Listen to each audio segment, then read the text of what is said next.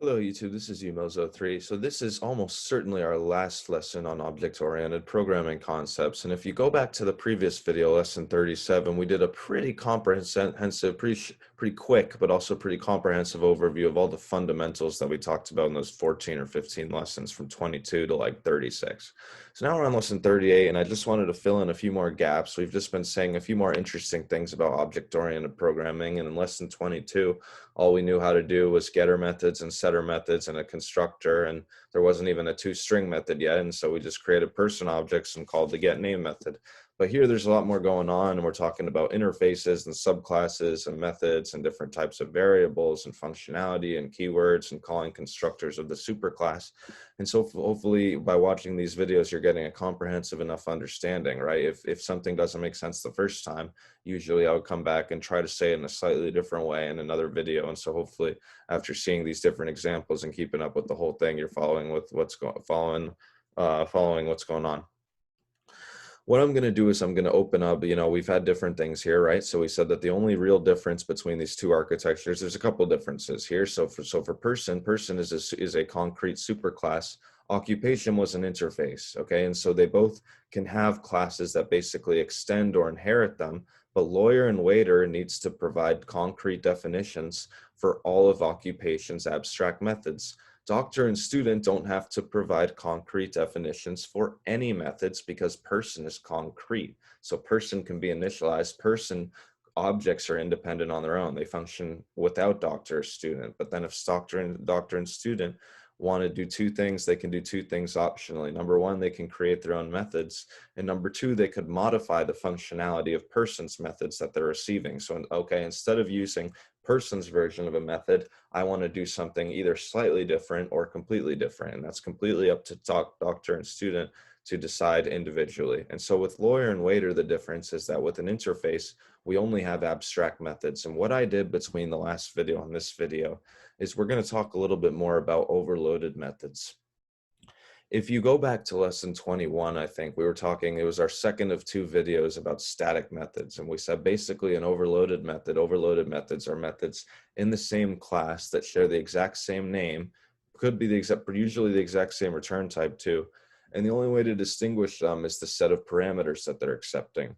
So in this interface, previously we just had basically a void method. It was an instance void method called work. And so what you could do is you could call the work method on a particular instance of a class that was implementing the occupation interface. So we're talking about either a lawyer object, a waiter object, or remember that the waiter concrete class had a concrete subclass called coolWaiter, right? And so we would want those three classes to basically be able to call the work method, but at the minimum, waiter and lawyer, the immediate classes implementing this interface, need to have definitions for this method.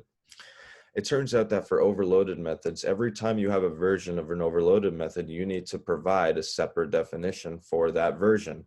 So in this interface, we say that we need a work method, but not only do we need a void method that accepts no inputs, but all the classes that implement occupation need to also have a void work method that accepts a string. And so now if we go ahead and if we go to waiter, basically, what I did is this code is going to collapse annoyingly again. And so we're just going to have to sort of wait for it to render here. But essentially, what you're going to do is you're going to see these two work methods right here. So one of them, this is so annoying how this code always collapses. Hopefully you can see what's going on here. This line is just really frustrating.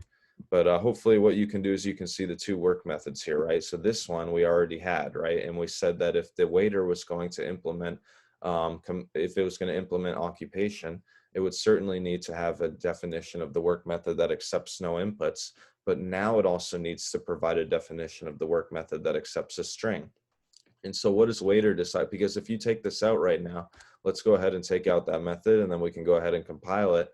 And it says you're not overriding the abstract method work, but there is a work method, but it's not the right overloaded version, right? That's the work method that doesn't accept the string. One of the other things I'll say is that it doesn't matter what you call your parameters. So what we did is, if you go back into the interface, if you go back into occupation, we said public abstract void work of string n. Okay, the only thing that's important here is the string.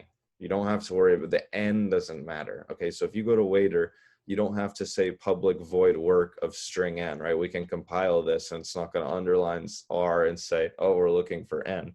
It says, oh, you have a method, a void instance method called work that accepts a string, and that's what was required by the interface. So that's okay. And what does this implementation do? So what it does is on this particular object, right? Remember that instance methods, if it doesn't say static in here, then you're calling these methods on an instance of a class, on a particular waiter object. So what you would do is for that particular waiter object, you would call the work method on them. So you would simply just go ahead and say system.out.println of work. Okay, and we can go ahead and try examples of that. But that's if you initialize your object as a waiter. What if you initialize your object as a cool waiter? So now we're going to go ahead into cool waiter, and we only see two methods here, and we're going to go ahead and compile it. And so why is there no issue with there not being a work of string n method, right? A work method that accepts a string. And that's because, remember, waiter is concrete. So a concrete subclass of a concrete class has no obligations. It doesn't have to do anything except write extends waiter at the top, right? But waiter already has a work of string R. So waiter satisfies its obligations as far as implementing the occupation interface goes. Since cool waiter doesn't implement occupation, cool waiter doesn't have to have its own work of string R, but it basically does. It has waiter's version, which is sufficient. So, but since there's not a direct implementation, then it's okay. So you just have a cool waiter method, right? And so if you initialize a waiter, if you declare a waiter but initialize it as cool waiter, it'll use cool waiter's functionality. It would just print W rather than whatever waiter was going to do if you called work with no inputs. But you're not going to be able to use this method, right? Because if you declare it as a waiter, it only has the methods that were available to it that were first declared in waiter. And if cool waiter redefines them, it use cool waiter version. But if it's showing up for the first time in cool waiter and you declare it as a waiter, you can't use it. So hopefully that's clear to you, and hopefully you can understand that just overloaded methods and how they work in an interface. What if one of your overloaded methods was concrete and one of them was abstract? So what we're going to do is we're going to turn this back into an abstract class, because we said that only an abstract class and not an interface is allowed to have concrete methods. So now that we went ahead and changed this, we're going to have to change a couple other words in the subclasses to make this work. But if you go ahead and make one of your methods, concrete, then in your classes that extend this abstract class, you only need to provide a definition for the version that's abstract. And then if you want to modify this one, work of n, you can, but you would just take it for free. So you could say something like this work method accepts a string, and then maybe just concatenate it with n or something, right? But then that's okay, and we're going to have to change a couple other things now. So now if we go to waiter, instead of implementing an abstract class, we extend an abstract class. So you would have to say extends occupation and implements comparable. You can implement this interface, which requires your waiter to have a compare to method, which accepts an object and returns an int. And you could extend the occupation, which means that any methods that were abstract in the abstract class need to be defined in waiter. So you basically have two sets of requirements that this class is required to pull from. And it gets the functionality of any concrete methods from occupation. So now you should run that and it compiles, and then you'd have to fix lawyer as well. So again, we're not implementing an abstract class, we are extending it or inheriting it. So extends occupation, right? And then you would need, and then now I already went ahead and filled this in. So public void work and then public void of string u, right? Because if you go to the abstract, this one would override it, right? So at this point, now that work of string n is concrete, the only work method that needs to appear in waiter and lawyer is the one that doesn't accept any inputs. Okay, work of n is fine. But lawyer says, you know what, I don't want work of n as it appeared in occupation. I'm just going to go ahead and print u. Okay, so let's try some of this stuff out. Let's try calling these work methods and understanding all of what's going on here. So I'm going to go to occupation tester. And so if I say waiter q equals new cool waiter, and then I say q dot work of hey, well, let's go find the work method in cool waiter that accepts hey and figure out what it does with a string. So there's no work method in CoolWaiter that accepts a string, so we'd have to look in the superclass. So we go to waiter, and if we scroll down, I wrote all those notes and reviewed them with you in the previous video, but we say work of string R would call that object's work method. So I'm saying basically in the waiter class, if you say work of string R, I'm just gonna say, and you know, remember this method was concrete. So basically both of the concrete subclasses of the abstract class decided to basically completely redefine a method that was already concrete in the abstract class, and that's completely okay. But anyway, if you have waiter and you call work of string R, right? We're not going to use occupations version. We're just going to create our own, and subclass has the freedom to do that. And it would call that particular waiter object's work method. So it would go ahead and call work. But if you initialize this as a CoolWaiter, then instead of calling the waiter's work method, now it would go ahead and go back to the subclass and says, okay, does the subclass have a version of the work method that accepts no inputs? And so now you go back to the CoolWaiter and you say it would just print W. And so now if you go ahead and run occupation tester, you just get W because we used waiter's version of work of N, which says use work of nothing, work of no inputs, but then it was initialized as a CoolWaiter. So then for work with no inputs, you use the subclass's version, right? And so you would get something different if you had made this a waiter, right? If you had just said waiter q.work of hey, so now we would print something different because now we're calling waiter's work method that accepts no strings, and now it says work. Okay, so hopefully you understand how that works. And then obviously same thing for occupation, right? We said that you could declare something by an abstract class, you just can't initialize it, right? So that would be work. But then if you go ahead and say new CoolWaiter, right? And then if you go ahead and compile this, then you would get something different. You get W because that's CoolWaiter's version of the work of hey method. There's also an instance of, right? So we talked about the instance of, right? So if you say, go ahead and say system.out.println of q instance of object, this returns true because CoolWaiter is a subclass of waiter, which is a subclass of occupation, which is a subclass of object. Okay, and then same thing for everything along the way. So if you said q instance of CoolWaiter, it would be able to handle that as well. But then obviously if you step out, if you were talking about lawyer, even though this was declared as an occupation, right, it really has nothing to do with lawyer. So now we can go ahead and we'll expect the W, or I guess W there, or whichever one it was. Let's just take that out.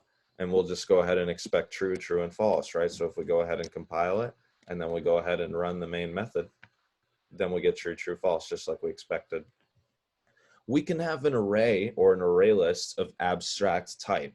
So what we can do is we can say occupation W, or array, you can call it array if you want, equals new occupation of 3, right? And we have a hard time, we usually don't see the name of an abstract class or an interface on the right-hand side of this assignment operator, on the right-hand side of this equals, because we said we're not allowed to initialize an instance of an abstract class or an interface. But it turns out that you can actually have an abstract array, okay? And so what you would have to do is you could go ahead and come up with the objects, right? So you could say lawyer L1 equals new lawyer, right? And then you could go ahead and say lawyer L2 equals new lawyer, and then you could say occupation O3 equals new lawyer, and then you could say occupation O4 equals new CoolWaiter. Remember, that's this concrete subclass of the concrete class. Occupation W5 equals new waiter, and occupation we'll say O5, and then O6 equals new waiter. We'll just do one more. I just want to show you an example. We have about 5 or 6 minutes left. And then we'll say CoolWaiter C7 equals new CoolWaiter. And so you can understand, hopefully you can understand what's going on with that. So what I'm actually going to do is I'm going to go ahead and, so we can go ahead and initialize this to be a blank array. Remember, there's 2 ways to create an array. Either you can just create a blank one and then put values into it manually, which I personally think is a little more work, but that's what we're going to do for this example. Or you can just have those, remember, you just have the braces and you can just immediately feed in elements. So you could have said occupation array equals L1, O3, O4, O5, O6, O6. But let's see what happens, because we're going to try putting a lawyer, we're going to try putting objects that were declared as subclasses, right? So basically what you could do is if you said array of 0 is 03, what it would do is it would put this lawyer object into the array, and that would be no problem. So you could go ahead and compile it. And basically the rest of the objects would be null. You'd be printing, they would be basically representing empty objects. But now what if we said array of 1 is L1? Are we allowed to put something that was declared as one of the subclasses into the abstract array? So let's try it, and we can go ahead and compile it.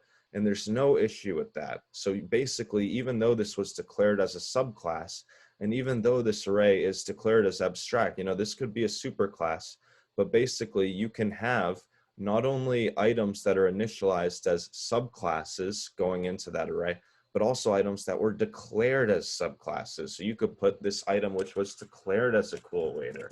So you could say array of 2 is C7, and then there's still no issue. Okay, so what we're going to do is we're just going to go ahead and say occupation array. I'm just going to rewrite it, and it's going to be L1, L2, 03, 04, 05, 06, and C7. Okay, and there's different things that you can count here. So what we're going to do is we're going to say compile, and then what we could do is we could count the number of items that have been initialized to a class of at least a particular subtype. So what we want to do is we seek to count the number of items that were initialized as a waiter or a subclass of waiter. So what we're going to do is we're going to basically iterate through here. So we're going to say int waiters equals 0. And then what we could do is we could say basically for each of the occupations W, you can call it whatever you want, in the array, what you can do, and you should really try doing the same thing with an array list. How would you add things to an array list? How would you add these objects to an array list? Because we did that in lessons 28, 27, and 28. So what you could do is you could say if W instance of waiter, and then you could go ahead and increment that counter on the condition of that Boolean. So you could say waiters plus equals 1, and we would be expecting like 4, right? Because we 04, 05, 06, and C7, not all of them were declared as waiters. In fact, none of them were declared as waiters, but they all ended up being instances of either waiter or a subclass of waiter. So now if you go ahead and say system.out.println, this array has, and then however many waiters it has, and then waiters, right? And so we would be expecting, what, 4? So now if we go ahead and compile this and close it, I just want to show you another technique, another way to use the instanceof method to kind of come up with interesting information here. So this array has 4 waiters. What if you had wanted to know the number of objects, right? Because we said that every class is a subclass of objects. So if you went ahead and said, oh, if you call this the number of objects, right? And so what if you want to count the number of objects? Well, then at that point you would just get 7. If you want to count the number of lawyers, you would get 3. If you want to count the number of cool waiters, you would get 2.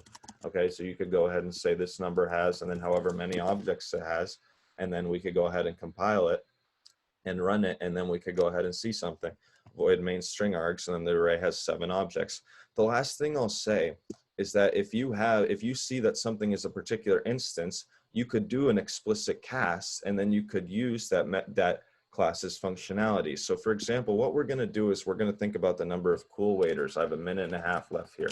So just in the cool waiters, let's go ahead and say if W is an instance of cool waiter, then what I'm going to do is I want to go ahead and call cool waiters method. So I'm just going to go ahead, let's just say I'm a cool waiter. And so what it does is even if an object is not declared as a cool waiter in that list, we can actually create an object that's the cool waiter representation of that object which was initially in the array, and then we can use the I'm a cool waiter for each of the items that were at least initialized as a cool waiter. So here what we're going to do, we're going to say cool waiter, and then what we would do is we could say cool waiter Z equals cool waiter of W, and then what you could do is you could say z.coolWaiter method, and then you could go ahead and it doesn't know what objects is anymore, so you go ahead and compile it, and there's going to be two cool waiter objects, so we should go ahead and see 2 outputs here. So it's going to say I'm a cool waiter and I'm a cool waiter because we created cool waiter objects based on what was initialized as a cool waiter, and so this shows you basically the workings of the for each loop and also an array of objects, and the fact that you could actually declare it as an abstract class or an interface but eventually at the end of the day, the objects that are coming into it need to be initialized as concrete. So hopefully that was interesting to you. And then in the videos going forward, we'll be talking about sorting algorithms, searching algorithms, and exceptions. From you, Mills03, thanks for watching, and please subscribe.